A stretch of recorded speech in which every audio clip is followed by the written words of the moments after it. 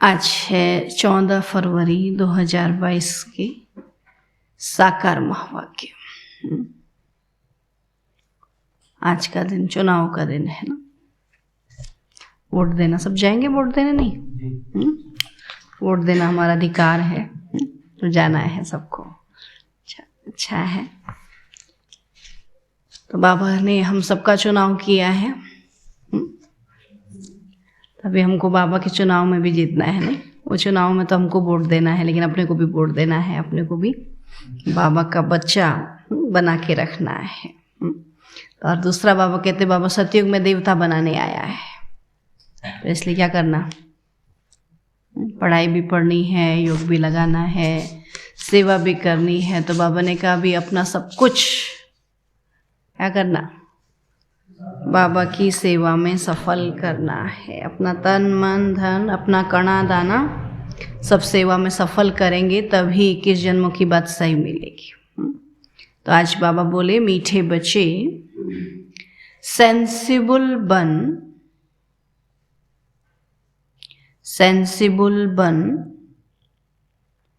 चलते फिरते जहां भी सेवा हो करते रहो। सेंसिबल बन, चलते फिरते जहां भी सेवा हो करते रहो। बाप का परिचय दो, बाप का परिचय दो। सर्विस का शौक रखो, सर्विस का शौक रखो। प्रश्न है, बच्चों की बुद्धि में कौन सी बात आ जाए, बच्चों की बुद्धि में कौन सी बात आ जाए तो अपना सब कुछ सफल कर सकते हैं, तो अपना सब कुछ सफल कर सकते हैं। उत्तर है, अब यह सब खत्म होने वाला है। अब यह सब खत्म होने वाला है। 2 कणा देने से बाप द्वारा महल मिलते हैं। 2 कणा देने से बाप द्वारा महल मिलते हैं। जिनकी बुद्धि में यह बात आ जाती है, जिनकी बुद्धि में यह बात आ जाती है, वह अपना सब कुछ ईश्वरीय कार्य में सफल कर लेते हैं। जिनकी बुद्धि में यह बात आ जाती है, वह अपना सब कुछ ईश्वरीय कार्य में सफल कर लेते हैं। गरीब ही बलिहार जाते, गरीब ही बलिहार जाते हैं। बाप दाता है, वह तुमको स्वर्ग की बादशाही देता लेता नहीं। बाप दाता है, वह तुमको स्वर्ग की बादशाही देता लेता नहीं। गीत है प्रीतम आन मिलो। ओम शांति। प्रीतमय अर्थात भक्तियां, ब्राइड्स अर्थात सजनियां।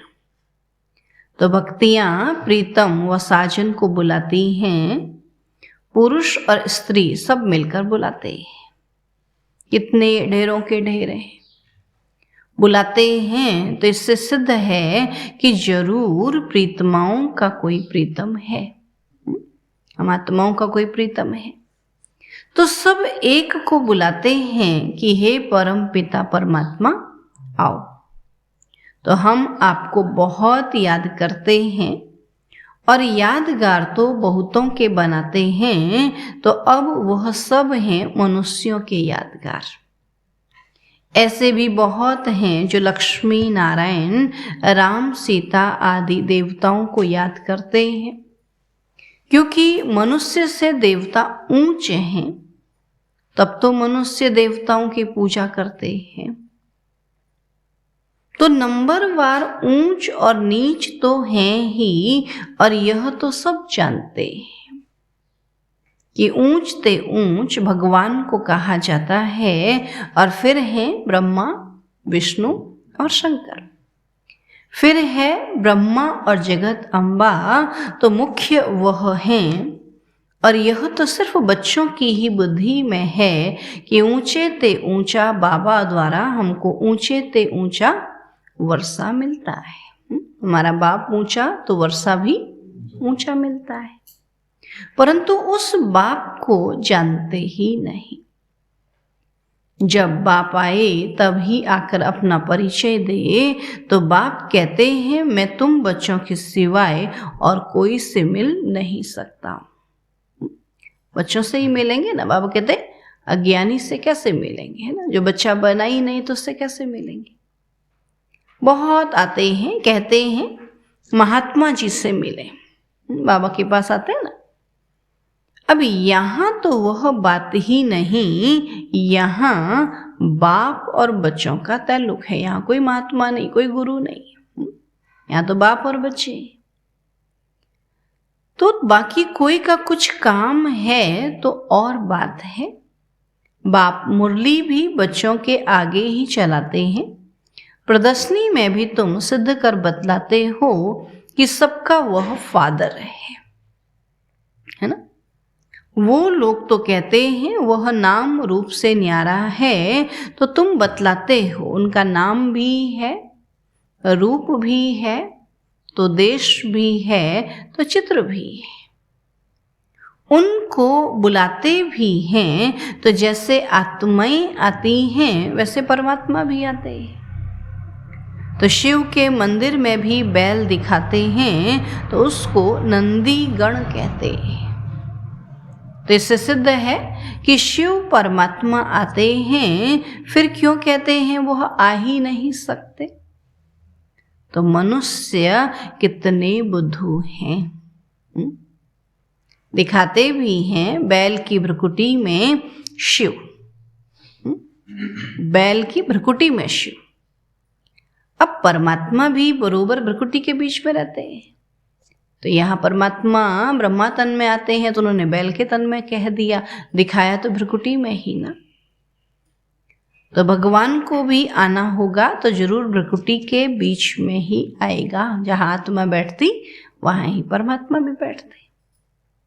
तो प्रदर्शनी में तुम यह भी समझा सकते हो कि नंदी गण किसको कहा जाता है।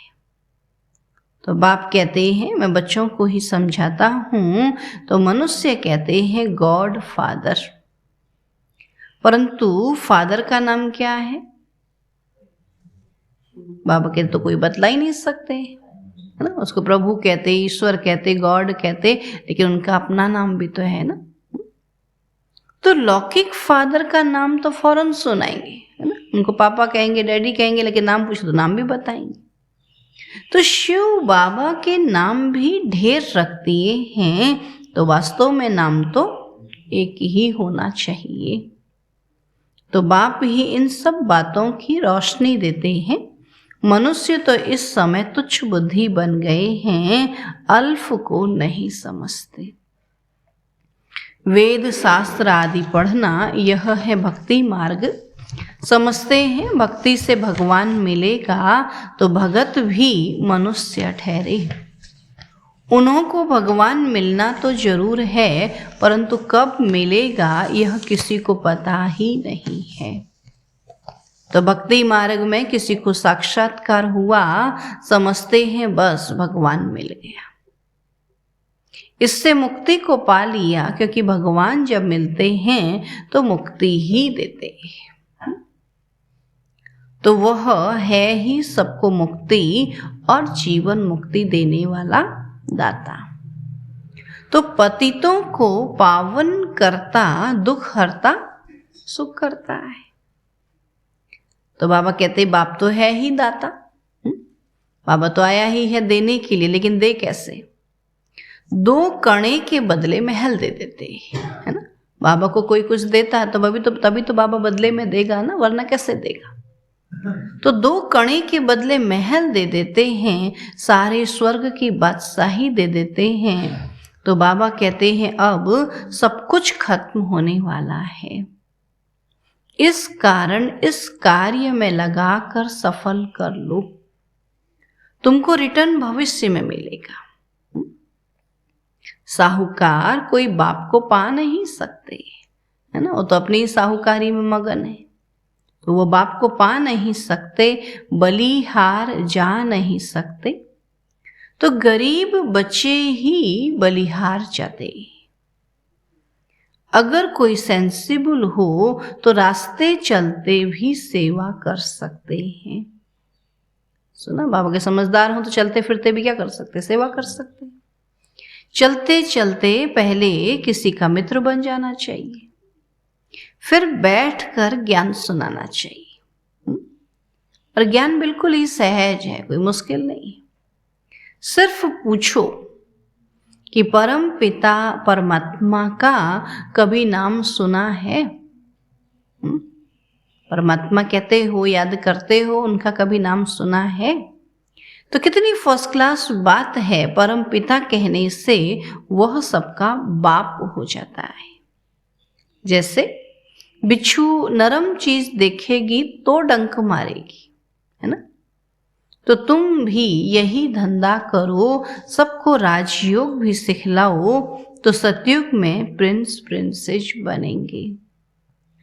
वहां तुमको गोरे बच्चे मिलेंगे। यहाँ तो कैसे हैं, सब पतित है ना।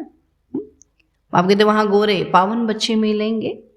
तो यह समझाना है कि बाप से वर्षा लेना है, किसी देहधारी से नहीं लेना। वर्षा देने वाला शिव बाबा है। तो इसमें सारी बुद्धि की बात है, बाकी साक्षात्कार तो कॉमन बात है। किसी को कैसे साक्षात्कार होता, किसी को कैसे, तो वह भी एम ऑब्जेक्ट बतलाने के लिए। बाबा साक्षात्कार हो भी रहा तो क्या कि हमको क्या बनना है ये समझाने के लिए साक्षात्कार होता। बाबा कहते हैं तुम मुझे याद करेंगे और पवित्र रहेंगे तो ऐसा पद पाएंगे। इकट्ठे रहकर पद पाना यह है बड़ी मंजिल। अकेले अकेले तो सभी योगी हो जाते हैं, कहते हैं हम इतना घंटा योग में रहते, अकेले हैं तो कौन ना रहे, बात किससे करें। जब संगठन में रह करके योग लगाए तब है बड़ी बात ना। तब बाबा क्या कहता कि मुझे याद करेंगे, इकट्ठे रहकर पद पाना यह है बड़ी मंजिल, और संग टूट जाए एक संग जुट जाए इसमें ही मेहनत है ना। सबके साथ रहते हुए बुद्धि बाबा में लगी रहे, बाबा कहते ये मेहनत है। सन्यासी तो सब कुछ छोड़कर चले जाते हैं, और यहाँ तो इकट्ठे रहकर बुद्धि में रखना है कि यह पुरानी दुनिया खत्म हुई पड़ी है, हमको वापस जाना है और फिर हम स्वर्ग में जाकर राज्य करेंगे। तो अब पुरानी दुनिया का विनाश तो होना ही है। तो यह बुद्धि में रख पुरुषार्थ करना है। 8 घंटा इस याद की सर्विस में रहो। कोई कहते हैं यह कैसे हो सकेगा, कि 8 घंटा कैसे याद करें। अब भक्ति मार्ग में जो कृष्ण के भगत हैं वह भी सब तरफ से बुद्धि को हटाए एक कृष्ण को ही याद करते होंगे।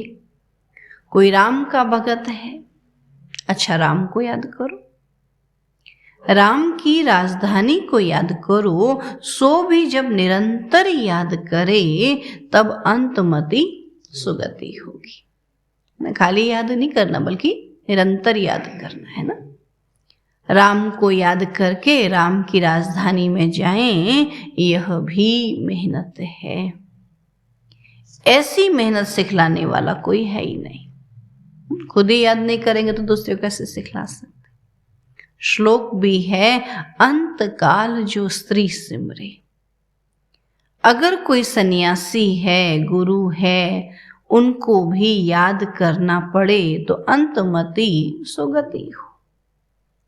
पहले पूछो कहाँ जाने चाहते हो, कि तुम जाना कहाँ चाहते हो, घर जाना चाहते हो कि सतयुग में जाना चाहते हो, है ना। वापस तो जाना है, परंतु कहाँ? क्योंकि भक्ति से ताकत नहीं मिलती जो एक से बुद्धि लगा सके, तो सर्वशक्तिवान तो एक परम पिता परमात्मा है ना, उनका ही पाटनुधा हुआ है। तो ऊंचे ते ऊंचा बाप है, उनको याद करो तो उनके देश में जाएंगे। सन्यासियों को तो देवता भी नहीं कह सकते, सुना? क्योंकि सन्यासियों को सन्यासी कहेंगे, देवता भी नहीं कह सकते। वो तो आते ही द्वापर में हैं। भगवान स्वयं आकर कहते हैं, बच्चे मुझे याद करो, और सृष्टि चक्र पर भी समझाते, जिससे तुम चक्रवर्ती राजा बन जाएंगे। तो यह नॉलेज बाप ही समझाते। तो चित्रों पर तुम समझा सकते हो कि ऊंचे ते ऊंचा निराकार भगवान है, और वह रहते हैं मूल वतन में, और वह भी ऊंचे ते ऊंचा है। तो हम देवताएं भी वहां ही रहते हैं। सूक्ष्म वतन में सूक्ष्म देवताएं रहते हैं, वहां सृष्टि का चक्र है ही नहीं। फिर नीचे आओ तो लक्ष्मी नारायण के मंदिर में सबसे जास्ती भपका है। तो जगत अम्बा जगत पिता के मंदिर में इतना नहीं है जितना लक्ष्मी नारायण के ना, खूब सजाए रखते हैं, क्योंकि स्वर्ग सजा हुआ है इसलिए उसको भी सजाते हैं। लेकिन जगत अम्बा और जगत पिता का मंदिर साधारण है, इतना भपका नहीं है, इतना बाबा कहते उसको सजाते ही नहीं। जगत अम्बा का तो बिल्कुल साधारण मंदिर है। तुम लक्ष्मी का भी मंदिर देखो और जगत अम्बा का भी देखो तो रात दिन का फर्क है। नहीं, यहाँ से देखो जाओ, पूर्णागिरी क्या है वहाँ, कुछ नहीं, एक छोटा सा मंदिर। ऐसे गर्जिया जाओ तो क्या है, और जहाँ दिल्ली जाओ बिरला मंदिर कितना सजा रखा है ना। तब बाबा कहते हैं कि बहुत अंतर है ना दोनों के मंदिर में।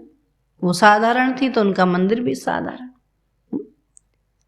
तो तुम जानते हो यह भी अति साधारण है, तो उनके मंदिर भी अति साधारण ही बनाए, तो चित्र भी साधारण बनाए हैं। तो जगत अम्बा को कहाँ काला भी बनाते हैं। अभी तुम जानते हो कि संगम पर हम यह राजयोग सीख कर भविष्य में कितने शोभनिक श्री लक्ष्मी श्री नारायण बनते हैं। तो लिखा भी हुआ है, ब्रह्मा द्वारा स्थापना सो तो ज्ञान से ही होती है। बाकी गऊ के मुख से अमृत आदि की कोई बात ही नहीं। तो कृष्ण को भी संगम पर बाबा वर्षा देते हैं। संगम होने कारण उन्होंने शिव के बदले कृष्ण का नाम लिख दिया है। तो अभी तुम जानते हो जगत अम्बा ही लक्ष्मी बनती है, और लक्ष्मी ही 84 जन्म ले जगत अम्बा बनती है। तो यह है ब्रह्मा का कुल। हम सब किसके हैं? ब्रह्मा कुल के ब्राह्मण है ना। तो यह है बाबा कहते हैं ब्रह्मा का कुल। सो फिर बनता है दैवी कुल, और दैवी कुल के फिर 84 जन्म लेते हैं, तो अंत में आकर शूद्र कुल के बनते हैं। तो कितनी अच्छी अच्छी बातें। धारणा नहीं होती तो कहेंगे डल हेड है, मंदबुद्धि है। ऐसे बहुत सेंटर्स हैं जो आप ही क्लास चला सकते हैं। तो गॉड फादर कहते हैं तेज बुद्धि स्टूडेंट बनो। सर्विस एबल बच्चों को कितना याद करते हैं, बुलाते हैं। तो बाप भी ऐसे बच्चों को याद करते हैं। तो स्कूल में कोई तेज कोई डल तो होते ही हैं। हैं तो सब बच्चे, परंतु किन्हों के इतने पाप किए हुए हैं जो पुण्यात्मा बन ही नहीं सकते। बाबा इतना ज्ञान सुनाता है, लेकिन इतने विकर्म, इतने पाप कर्म किए हुए हैं जो समझ ही नहीं सकते, घड़ी घड़ी गिर पड़ते। तो कितनी गुप्त खुशी रहनी चाहिए, है ना। इतना ऊंचा बाप मिला, इतना ऊंचा ज्ञान मिला, इतना ऊंच वर्षा देने के लिए बाबा आया है, तो कितनी खुशी होनी चाहिए। लेकिन इतने विकर्म किए हैं, खुशी होती ही नहीं। अंधों की लाठी तो सिर्फ बाबा ही है और कोई हो न सके। हे प्रभु, अंधों की लाठी तू ही है। तो यहाँ हर एक की इंडिविजुअल दवाई की जाती है। ज्ञान नयनहीन को अंधा कहा जाता है। तो कलयुग की रात में शिव बाबा आते हैं तो कृष्ण रात्रि कहते हैं, तो शिव की भी रात्रि है। अब शिव तो परमात्मा है, उनकी रात्रि कौन सी। तो तुम जानते हो कलयुग के अंत और सतयुग के आदि को ही रात्रि कहा जाता है। तो भक्ति मार्ग के धक्के खाकर सब तंग हो गए हैं, और या तो कहते हैं परमात्मा बेअंत है, और या तो कहते हैं हम ही परमात्मा है। कितना समझाया जाता है। कोई कोई को सर्विस का बहुत शौक रहता है, बाबा को भी शौक है, परंतु बाबा कहाँ जाए, बाबा कहाँ जाए यह लॉ नहीं है। अच्छा लगेगा बाबा कहीं जाके सेवा करेगा, नहीं। सन सोज फादर, बच्चे ही माँ बाप का शो करते हैं, और बच्चे तो ढेर हैं, ढेर आते भी रहेंगे, क्यों में बाहर बैठ जाएंगे। ऐसा समय आएगा ना, लाइन लग जाएगी, बाहर बैठे रहेंगे। पोप आया, कितने मनुष्य गए देखने। तो यह तो सभी का बाप है, तो पोप को भी सदगति देने वाला है। तो सच्ची सच्ची आशीर्वाद देने वाला बाप ही है, तो वह झूठी आशीर्वाद करते। जो पोप बाबा कहते हैं आशीर्वाद करते हैं, तो वो झूठी है। बीके को तो सबको ब्लेसिंग देनी है। न समझने के कारण वो समझते हम ब्लेसिंग करते हैं। जो अपने को साधु संत महात्मा समझते, वो समझते हम इनको आशीर्वाद देते हैं। बाबा कहते यहाँ तो आते हैं, देखा जाता है कि आशीर्वाद लेने का लायक है या नहीं।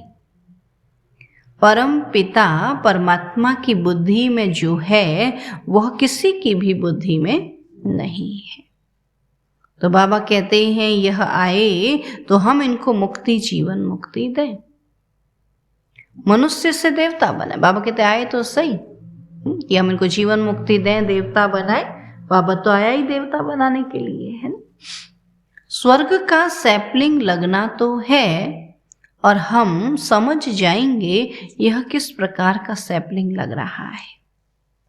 तो तुम भी ऐसे समझो, कोई आए तो मुक्ति, जीवन मुक्ति दे। कहते हैं हमको मुक्ति चाहिए। अच्छा, मुक्ति धाम को याद करेंगे तो मुक्ति मिलेगी ना। घर को याद करेंगे तो घर में जाके बैठ जाएंगे, बाबा को याद करेंगे तो स्वर्ग में आएंगे ना। तो मुक्ति धाम को याद करेंगे तो मुक्ति मिलेगी। तो बाप को याद करो तो अंतमति सुगति हो जाएगी ना। अंत में बाबा की जो हमारी बुद्धि में रहेगा वही हमको मिल जाएगा। अच्छा, मीठे मीठे सिकी लधे बच्चों प्रति माता पिता बाप दादा का याद प्यार और गुड मॉर्निंग। रूहानी बाप की रूहानी बच्चों को नमस्ते। हम रूहानी बच्चों की रूहानी बाप दादा को नमस्ते नमस्ते नमस्ते। धारणा के लिए मुख्य सार है, कम से कम 8 घंटा इस याद की सर्विस में रहना है। कम से कम 8 घंटा इस याद की सर्विस में रहना है। इकट्ठे रहते हुए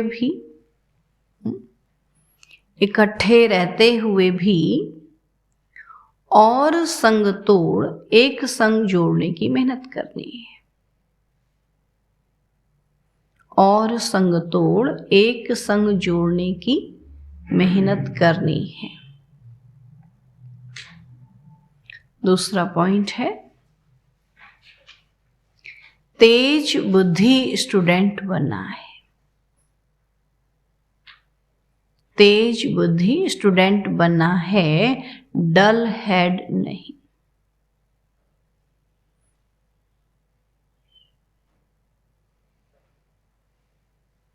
बाप समान अंधों की लाठी बन सबको मुक्ति जीवन मुक्ति का रास्ता बताना है। बाप समान अंधों की लाठी बन सबको मुक्ति जीवन मुक्ति का रास्ता बताना है। वरदान है, अल्पकाल के सहारे के किनारों को छोड़। अल्पकाल के सहारे के किनारों को छोड़ बाप को सहारा बनाने वाले यथार्थ पुरुषार्थी भव। बाप को सहारा बनाने वाले यथार्थ पुरुषार्थी भव। बाबा कहते हैं, अल्पकाल के आधारों का सहारा जिसको किनारा बनाकर रखा है, यह अल्पकाल के सहारे के किनारे अभी छोड़ दो। जब तक ये किनारे हैं तो सदा बाप का सहारा अनुभव नहीं हो सकता, और बाप का सहारा नहीं है इसलिए हद के किनारों को सहारा बना लेते हो। अल्पकाल की बातें धोखेबाज हैं, इसलिए समय की तीव्र गति को देख अब इन किनारों से तीव्र उड़ान कर सेकंड में क्रॉस करो, तब कहेंगे यथार्थ पुरुषार्थी। स्लोगन है, कर्म और योग का बैलेंस रखना ही कर्म योगी बनना है। कर्म और योग का बैलेंस रखना ही कर्म योगी बनना है। ठीक है, आज का पवित्रता का पॉइंट है, यह पवित्रता आपके जीवन का वरदान है।